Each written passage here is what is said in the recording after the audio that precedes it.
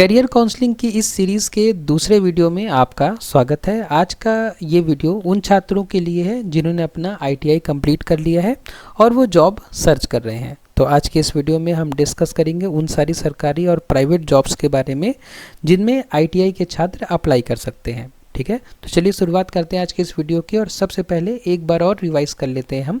पिछले वीडियो में भी हमने समझा था कि आईटीआई का फुल फॉर्म क्या होता है। तो आईटीआई का फुल फॉर्म होता है इंडस्ट्रियल ट्रेनिंग इंस्टीट्यूट। कई बार क्या होता है कि बच्चे इंटरव्यू के लिए जाते हैं और उन्होंने आईटीआई किया होता है और जो इंटरव्यूअर होता है उनसे आईटीआई का फुल फॉर्म ही पूछ लेता है। तो कई बच्चे नहीं तैयार होते हैं इस चीज़ के लिए, इसलिए मैं आपको बोलूँगा कि आप ऐसी गलती ना करिएगा।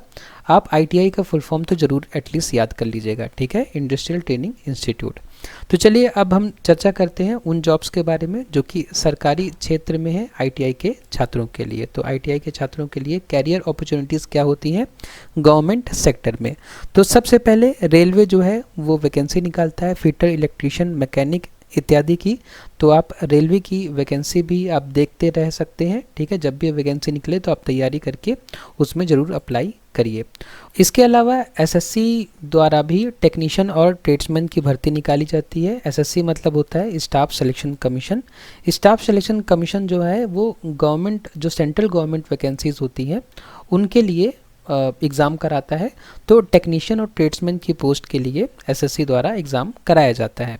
तो टेक्नीशियन और ट्रेड्समैन में कई बार कन्फ्यूज़न हो जाती है बच्चों को कि कब टेक्नीशियन के लिए अप्लाई करें, कब ट्रेड्समैन के लिए अप्लाई करें। तो टेक्नीशियन के लिए वो बच्चे अप्लाई कर सकते हैं जिन्होंने आईटीआई किया है टेक्निकल फील्ड से। ठीक है, जैसे आपने कंप्यूटर हार्डवेयर में कोई कोर्स किया है आईटीआई में, या नेटवर्किंग में कोई कोर्स किया है। ठीक है, या आपने मैकेनिकल में या इलेक्ट्रिकल में कोई कोर्स किया है, इलेक्ट्रॉनिक्स में कोई कोर्स किया है, तो आप टेक्नीशियन की पोस्ट के लिए अप्लाई कर सकते हैं। इसके अलावा अगर आपने फिटर, वेल्डर, प्लम्बर इत्यादि में अगर आपने आईटीआई किया है तो आप ट्रेड्समैन के लिए अप्लाई कर सकते हैं। इसके अलावा डीआरडीओ और इसरो में भी टेक्नीशियन के वैकेंसी निकलती रहती है, तो आप उसमें भी देख सकते हैं जॉब। उसके अलावा जो पीएसयूज होते हैं, पीएसयू मतलब होता है पब्लिक सेक्टर अंडरटेकिंग। ठीक है, पब्लिक सेक्टर अंडरटेकिंग, जैसे कि बीएचईएल हो गया, ओएनजीसी हो गया, एनटीपीसी हो गया, इसमें भी टेक्नीशियन और असिस्टेंट की वैकेंसी निकलती रहती है। इनके अलावा आर्मी, नेवी, एयरफोर्स में भी टेक्निकल ट्रेड्स की वैकेंसी निकलती रहती है, तो आप उनमें भी अप्लाई कर सकते हैं। अब देखते हैं कि क्या सैलरी होती है इन जॉब्स में। तो इन जॉब्स में 15,000 से 30,000 तक आपको पर मंथ सैलरी मिल सकती है, लेकिन वो डिपेंड करता है कि कौन सा सरकारी संस्थान है और वो कितना इनिशियल में आईटीआई के छात्रों को पेमेंट करता है।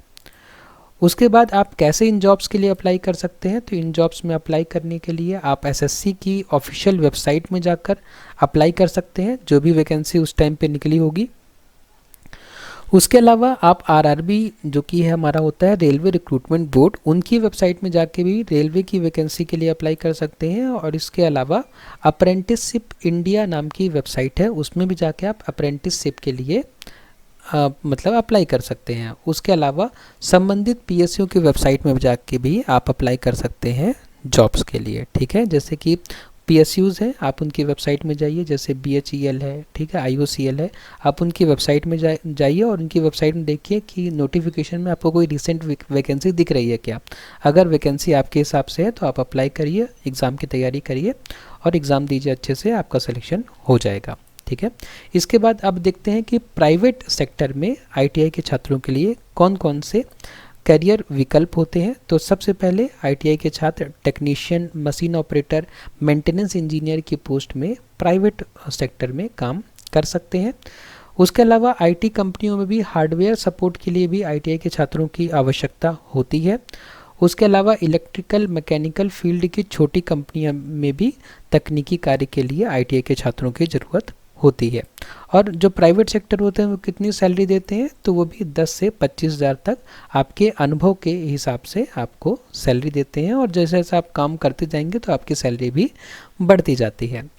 तो कैसे आप अप्लाई कर सकते हैं प्राइवेट क्षेत्रों की जॉब के लिए? तो बहुत सारे पोर्टल होते हैं, जैसे naukri.com, sarkariresult.com, indeed.com, linkedin.com।